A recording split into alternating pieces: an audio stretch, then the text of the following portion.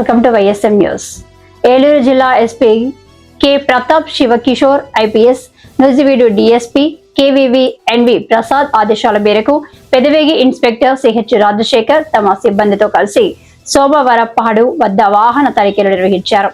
ఈ సందర్భంగా ప్రజలకు రోడ్డు ప్రమాదాల నివారణకు సంబంధించిన విషయాలపై అవగాహన కల్పించారు.